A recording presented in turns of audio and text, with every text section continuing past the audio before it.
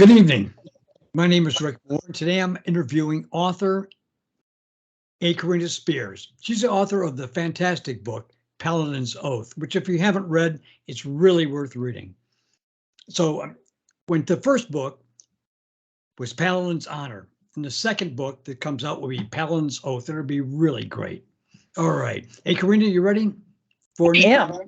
All right. Today we're going to interview on topic of fan fiction, right? Fan fiction seems to be on the rise. What draws people to writing and sharing stories that are based on someone else's work? Honestly, it's passion. People are excited about various forms of media from books to movies to music, and even manga and more. Fan fiction fills that need. It allows them to see their stories and endings that they'd like to see out of these shows or films or books. And they also fill it in the time when they're waiting for more official content. It generates buzz, it gives them community. They love to tell more of the tale that they see in their head while they're waiting. Do they tell stories about characters in movies and Oh yeah, all kinds. You can books? find it from anything from Marvel to Harry Potter to uh, let's see, My Hero Academia. Just Right. almost anything you name, and even music, BTS and stuff. They'll have fan fiction for that.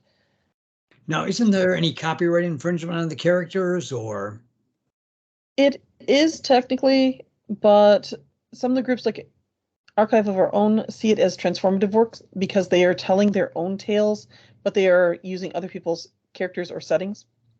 Okay. And they would argue that this has merit and value in and of itself. You cannot go and make money on your fan fiction, but there's a fine line for fans sharing. Right. And even some groups like BioWare with Dragon Age, they've had contests for people to write and win prizes from them. So, Really? yes, so that line gets very, very thin. Right. Say like Enola Holmes, for example. Take Sherlock Holmes and make a female character off of him. Yeah, that's been done before, and it's been done again. I've read actual novels, or not novels, but short story collections based off of Sherlock Holmes, and some of the characters were female versions of Holmes, and some of them were the opera singer that he'd locked horns with before. So, because that one has entered public domain, what would be fan fiction is now something you can actually make money on.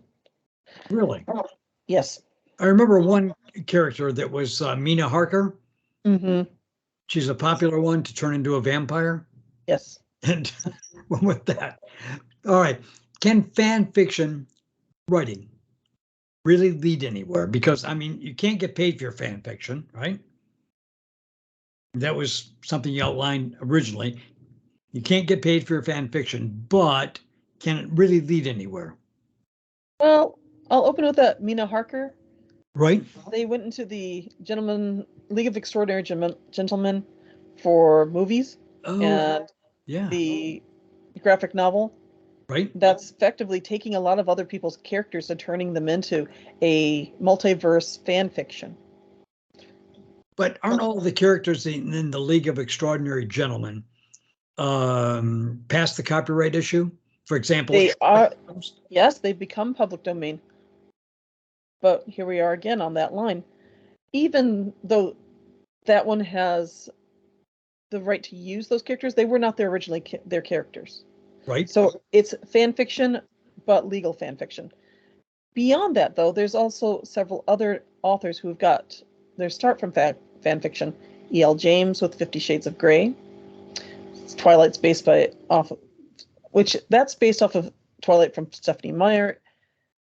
Stephanie Meyer's work was based off of a My Chemical Romance song. Really? Yes. So art inspires more art, inspires more art. And eventually some of these people can do well enough that the original copyright holders may invite them to do work with them. Really? It does happen. It's not entirely common, but if you have a body of work outside this, you have a better chance of having it happen. Okay, I didn't know Look that. look at Star Wars. There's just so much coming out for it. They're looking for people to write in that world. Well, what is that? It's fan fiction, effectively, that has then been brought over to go, oh, we would like to see your talent writing in our world. It's an invitation into the world that they love as well. Really? They invite them to write? There's people who write for them for Star Trek. There's several novels for all these things. Wow. They're not from one person. So when you want lots of mass media, if you're very good, if you hone your skills, and you can do that with writing fan fiction, you might find yourself invited because you clearly know the lore, you clearly know the things. It's not something you can expect, but you can hold on to hope. Well, I find that incredible. All right. Is there, well, what are some tropes or genres you see in fan fiction that are unique to fan fiction writing or rarely seen elsewhere? Are there any? Yeah, like I mentioned before, that crossover idea, Right? on a regular media, they have to get so many permissions to have these different characters meet that it's nigh impossible. Right? But for someone who's writing a fan fiction, they get to ignore all that. They can just put together the ones that people would like to see in a matchup or fight together and Really? run with it. Oh yeah, so that's very, very popular. Another thing they have that's unusual is the Hanahaki disease. This is people who The have what unrequited disease? Hanahaki. What in the It's world is unrequited that? love that causes you to cough up flowers. Really? Yes, All right, that's yes. unusual. A Yes. very, very unusual. You don't find it in Western media so much. You'll see a lot more Hurt Comfort, Alpha Omega, and like coffee and tea cafe stories. Oh my They're gosh. very popular there. Wow. All right. Is there a particular age group that's drawn to fan fiction, the writing or the reading of it? Either one. Honestly, no. Well, the current average age appears to be 25. We're a few generations into this field. The people who used to do the AMA groups have basically Right? gone online. They used to do fan magazines Right? amongst themselves. Most of those are defunct, or very few are them running with print, so they have gone online and they have found new readers in their fan fiction communities. So Yep. you're as likely to run to somebody who's 70 years old as you are to write someone writing things at 40 and someone's writing things at 16, whether you're playing with Star Trek, multi-universe Marvel pieces, or dress up darling. Wow. There's something for everybody. Jeez, I never thought of that, truthfully. Now, is there a benefit to writing fan fiction that you know? Definitely. Oh yes. What's the benefit? Well, the first thing is an ego boost. If you're on like fanfiction.net, it's the opposite of Facebook. Right? You go on and you can see these graphs where they'll show you, oh, someone in Paraguay has read your fiction 5 times. Someone over in Guam has read 2 chapters of it. Another person over in Spain has read this, or 10 people have read it over in the United States. You get a boost every month of how many people are reading your things from around the world.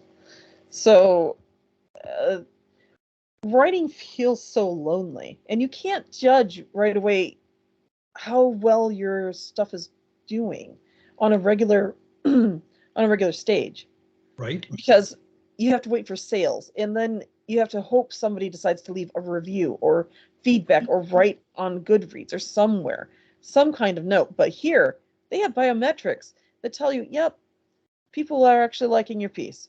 What did you say the address for that was? The URL? Fanfiction.com? Fanfiction.net. Not net. Okay. .net.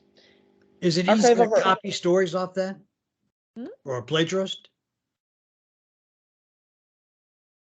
Oh, you mean, do people steal each other's stories? Yeah, it seems perfectly set It up for that.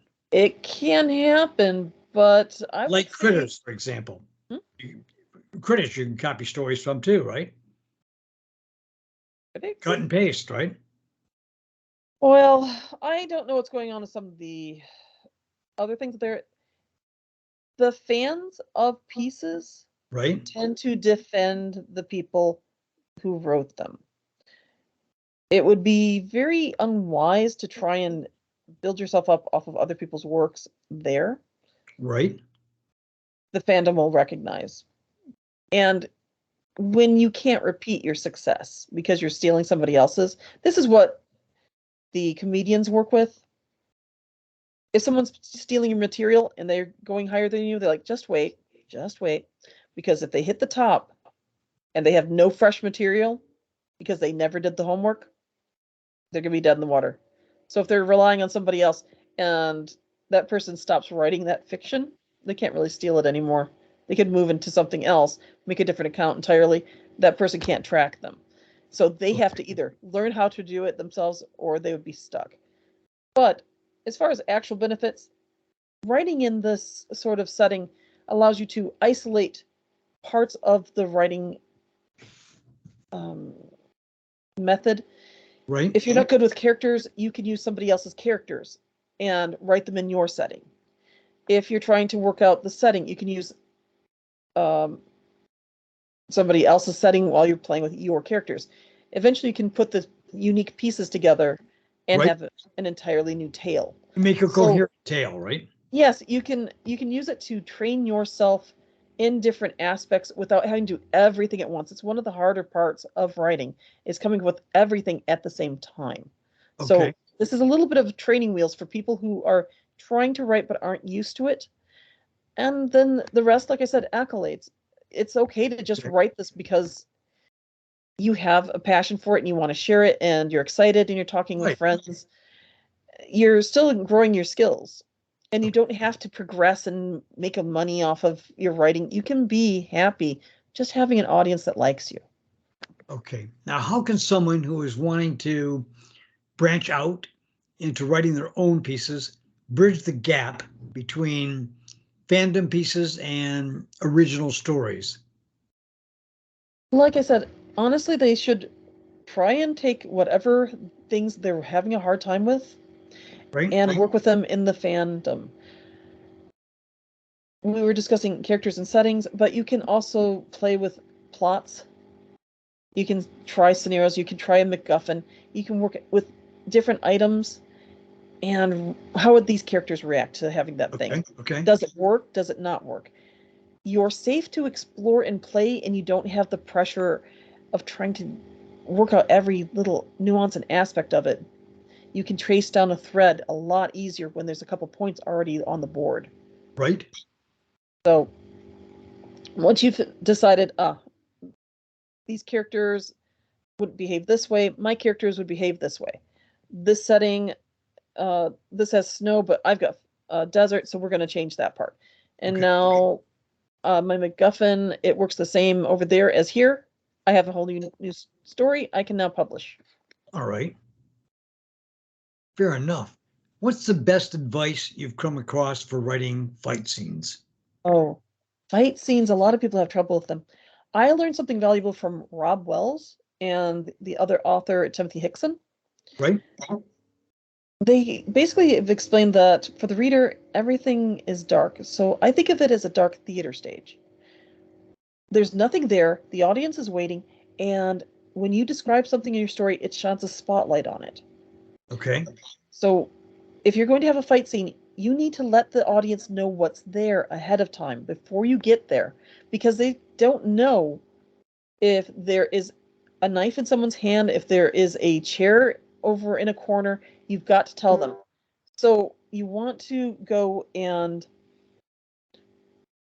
include things like descriptions of the walls, descriptions of the corners, where the placement of people are in advance, if they're coming into the room. And if you're having a fight scene and you have a lot of stuff going on and there's a lot of areas to cover, split the point of view around to the different groups. That way it'll stay fresh without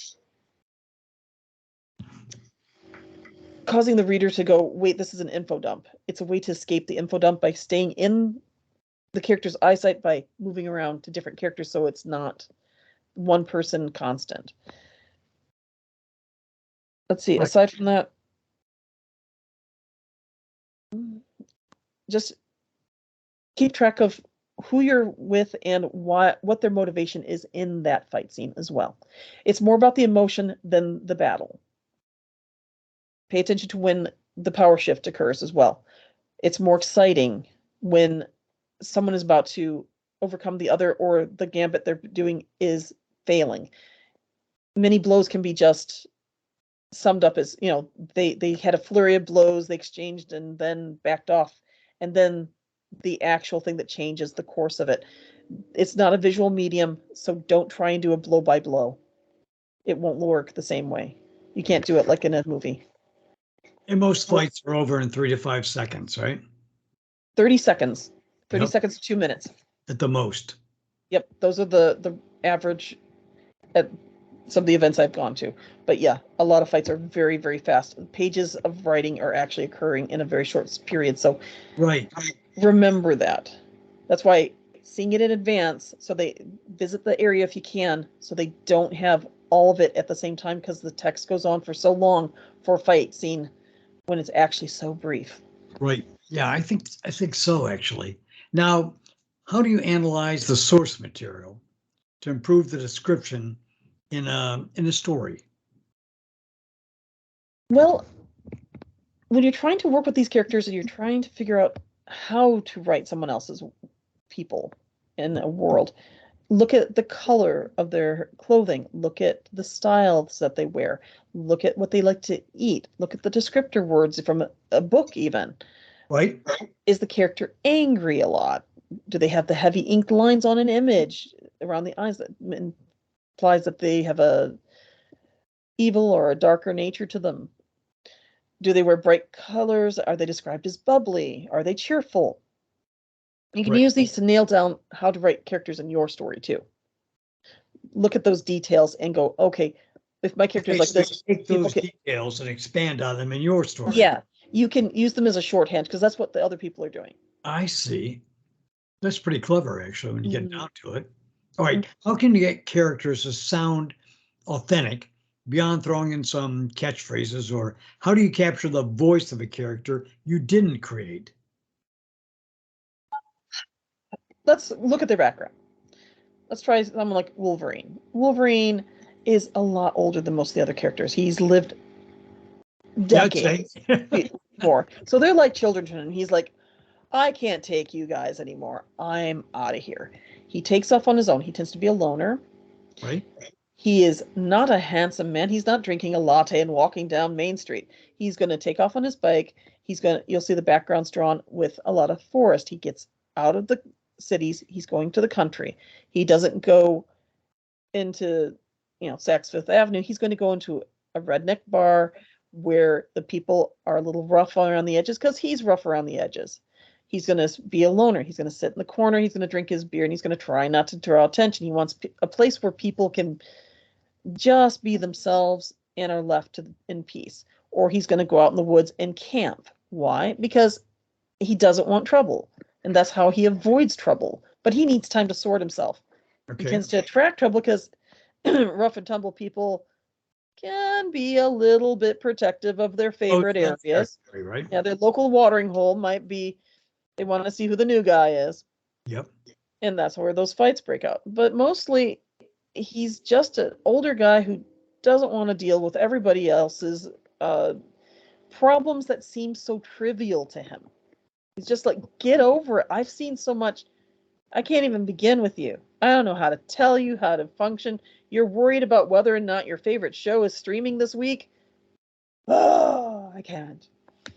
So that, once you dig in a little deeper, you can find the core of the character and their words will come out for you. Now, it sounds kind of like writing fan fiction